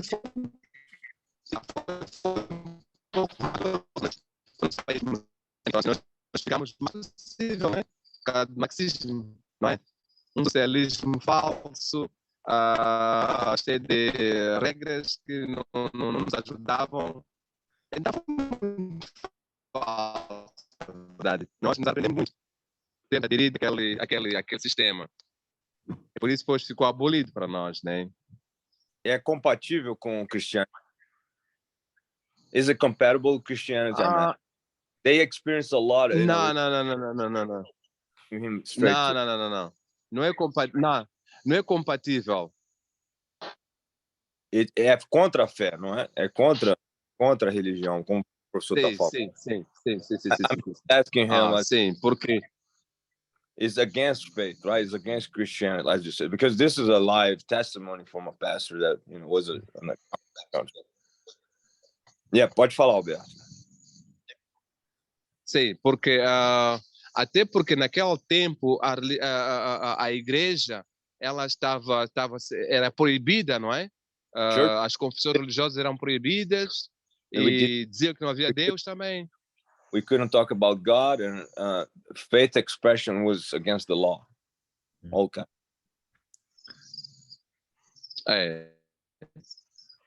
Então, por isso não ajudou mesmo. Hoje nós temos a consequência, hoje muita imoralidade aconteceu naquela altura e projetou-se até hoje.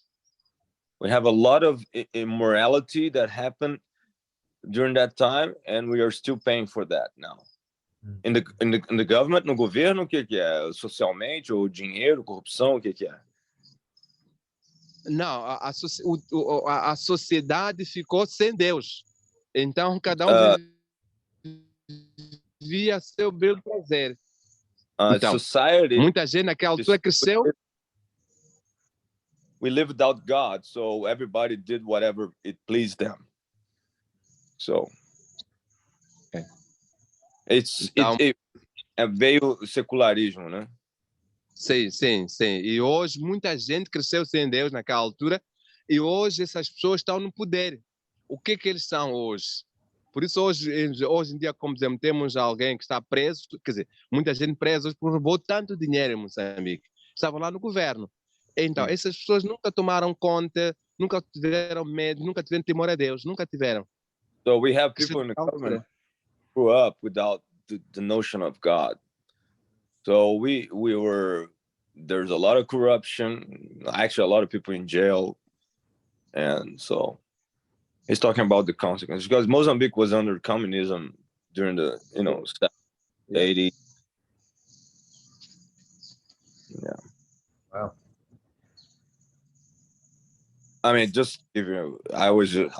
I'm sorry I just thought that it was a good testimony from a guy that, Oh, yeah. No, that's great. Yeah. Na verdade, pastor Jairo, falta um pouco de coragem para a gente trabalhar isso abertamente na igreja. Na verdade é isso. Well, yeah, we need a little. I think we lack courage to deal with this in church sometimes, to be quite honest. E sem o sentimento de revanchismo, né? And to do it in integrity without being, just trying to revenge or the feeling of revenge. Just we need to be se amar, né? Loving. That's what I'm saying. But Chipper, I don't know if this is the time, but what about, some people do not seek truth.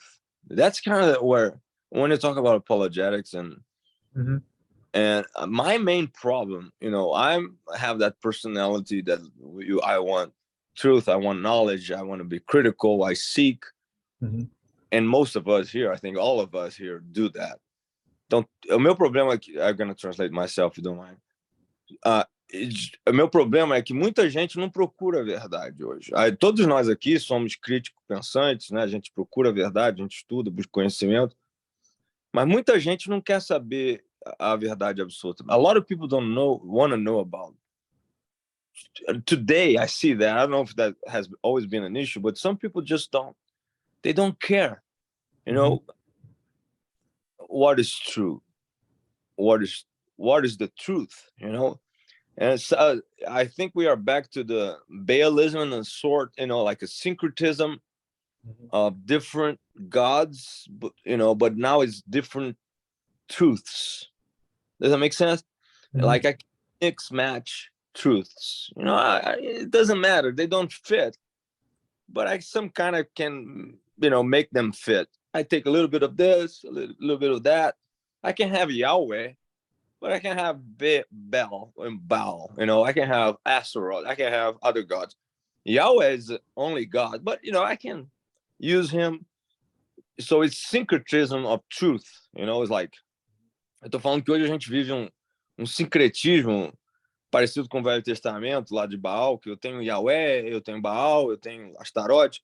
Yahweh é único, mas os hebreus eles misturavam tudo. E hoje eu tenho a impressão que as pessoas eles simplesmente fazem um sincretismo de verdade. Doesn't make any sense what I'm asking, people there. I think that's the postmodernism. It's like, I syncretize truth, absolute truth. I mean, there's no truth at all, but that's what people do. Yeah. There's not a absolute truth. It's like saying there's A, but B, it's okay. There's some kind of truth on that, and I'll take it. Yeah. That's why you have the LGBTQ era, it's like never ending. Yeah. A lot of what you're getting into comes out of postmodernism.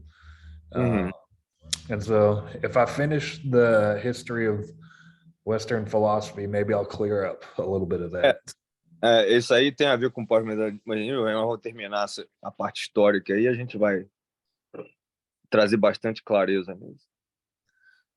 So it's kind of the frustrating part because we can deal with someone that's seeking for truth, right? And a real apologetic. Yeah. You have arguments, but if the person is not seeking for truth, that is, what can you do? Então, se a pessoa não procura pela verdade, é onde a gente perde. Né? Apologeta não tem ferramentas. How are we going to deal with that? Yeah. But I thought, go ahead, man. I don't want to take your turn. We'll probably answer some of that. Definitely by the end of the course, we should have answered that in totality, I think. So No fim, eu acredito que a gente vai ter respondido a isso totalmente. so we were at the modernism and the Enlightenment. Então nós paramos no modernismo, no iluminismo, né? And recall that the goal was to try to find some overarching truth for all of reality without God. Então, o objetivo dessa época era encontrar uma verdade acima de tudo, né? Que estava acima de tudo, sem Deus, sem a necessidade de Deus. Over time, the philosophers got more and more skeptical that this was possible. E, na verdade, os próprios filósofos, com o tempo, ficaram céticos em relação a essa possibilidade. And so the postmodernism is a rejection of the Enlightenment. Então, o pós-modernismo é uma rejeição do iluminismo. They said this quest for an overarching truth is not possible whatsoever. Então, essa busca por uma verdade suprema não é possível. And so the question is, what's left then? E aí a pergunta que temos é o que resta, então? Nothing. Nada. You have to find your own truth. Você precisa encontrar sua própria verdade. You get to create your own reality. Você tem que criar sua própria realidade.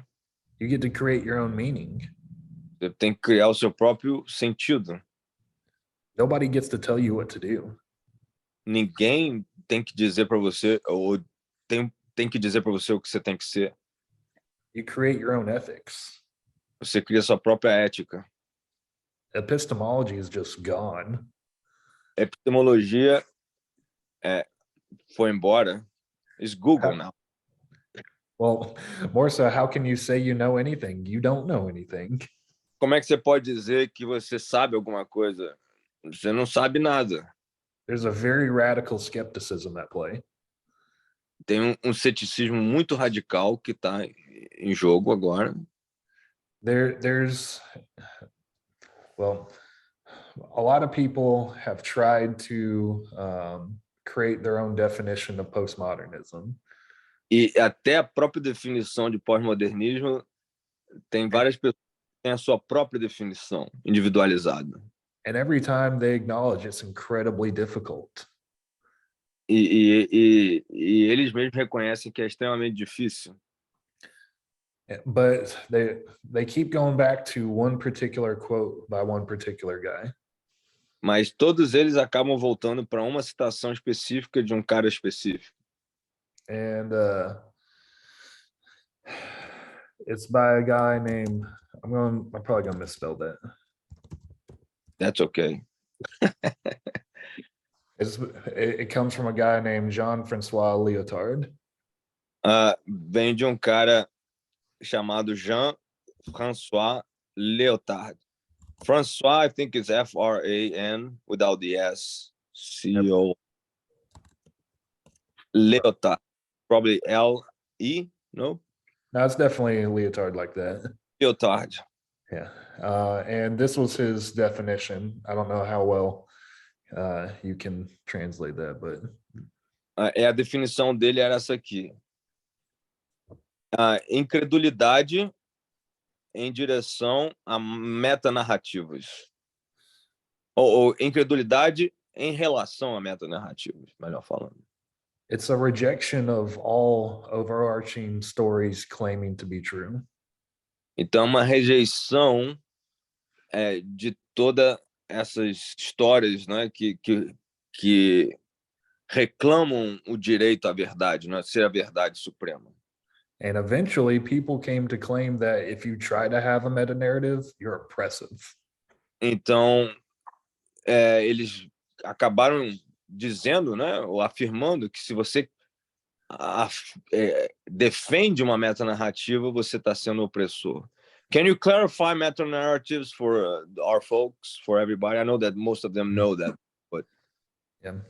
So, Eu tô para clarificar o que é uma metanarrativa. so meta-narratives are the overarching stories of reality. Então, a metanarrativa é aquela história que está acima, que está sendo contada, né, dentro da realidade. They claim to explain everything. Elas reclamam o direito, se dão o direito de explicar tudo. And claim to be true regardless of whether you accept it or not. E elas afirmam, né, que é verdadeiro, quer você aceite ou não. For instance, Christianity is a meta-narrative.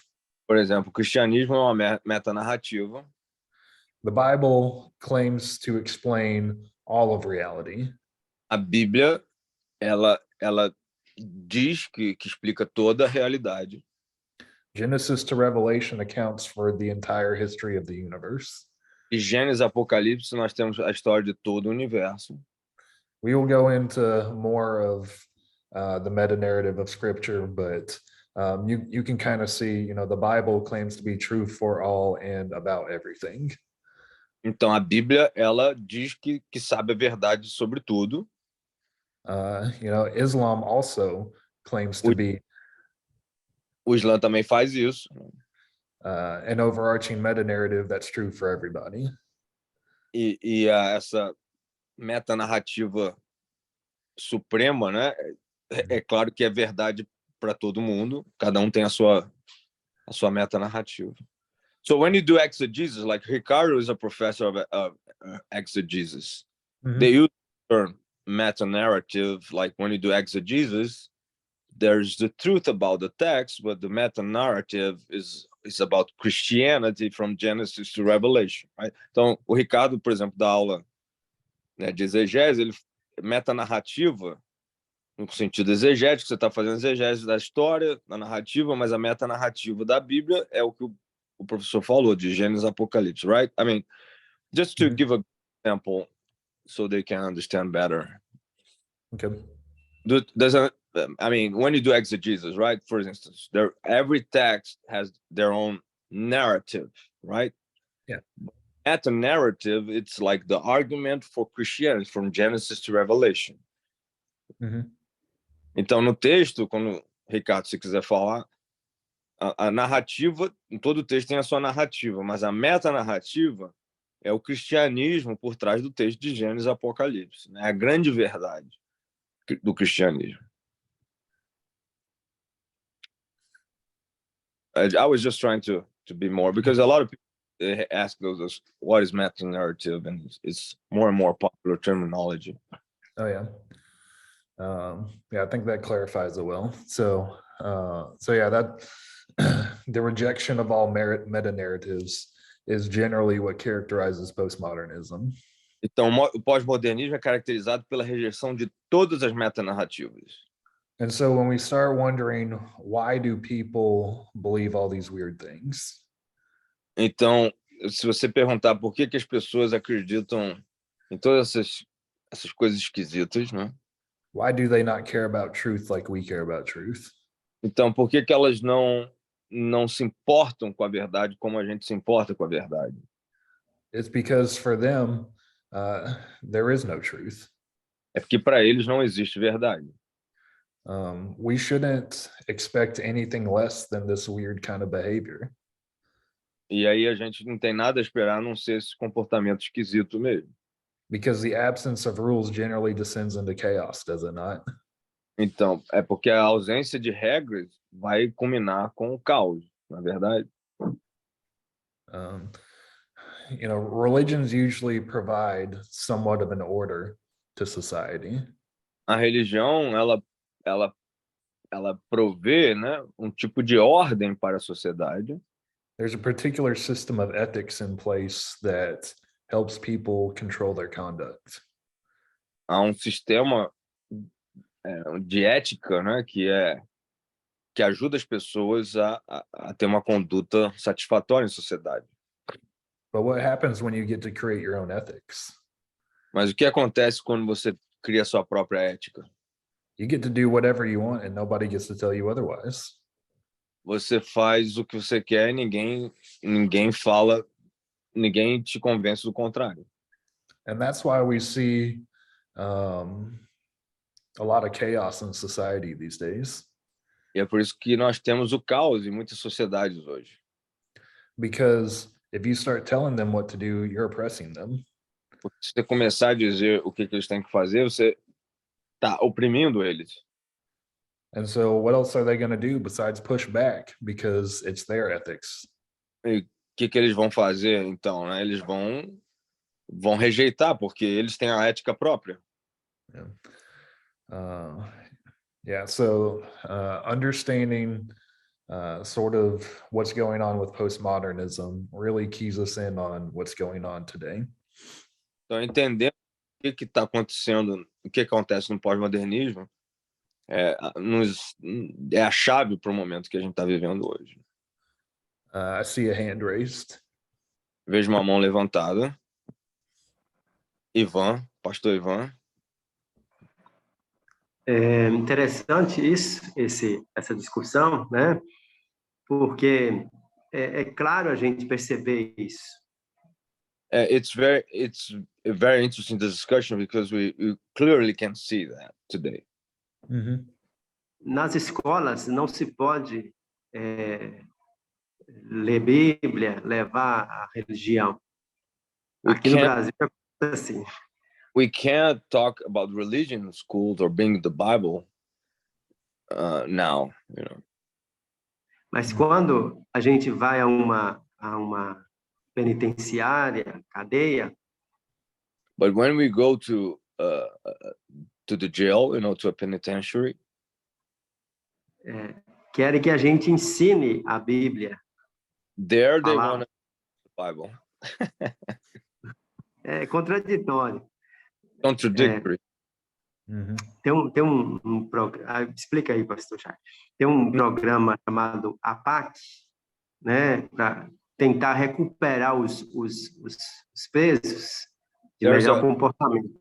There's a government program in Brazil that's called APAC, that's to recovery, you know, inmates, ex-condemned.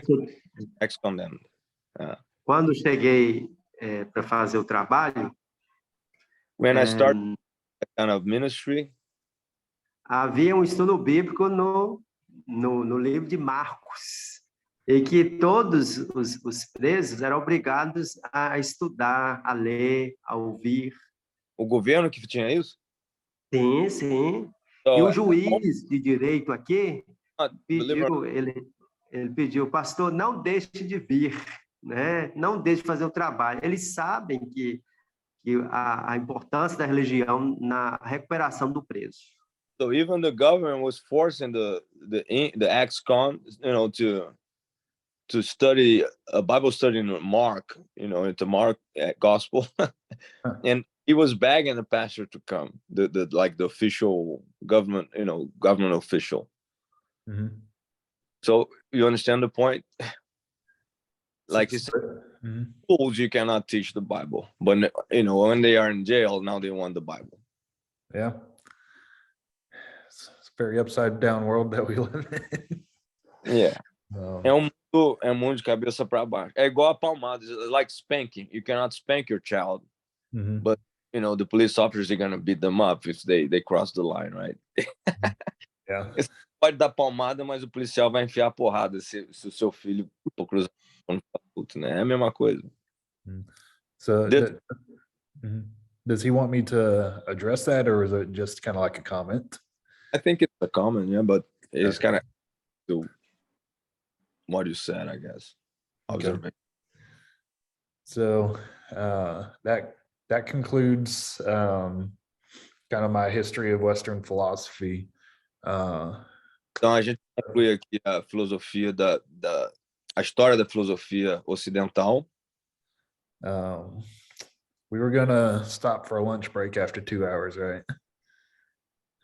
Yeah. Already, okay. You want to give them a lunch break and then we can come back and keep on going with Nietzsche? Yes. A gente vai ter um intervalo agora para vocês almoçarem, né? E daqui a gente volta às 2 da tarde. 2 o'clock in Brazil. Em Moçambique, que horas vai ser aí? Vai ser... Moçambique é mais 7 da noite, acho. So, okay. We'll have the lunch break now. All right. What time you want me to come back? We can be back at 11. 11? Good. Cool. Sounds good. Tá bom, gente? A gente volta daqui a 50 minutos? 55. Ok. Ok.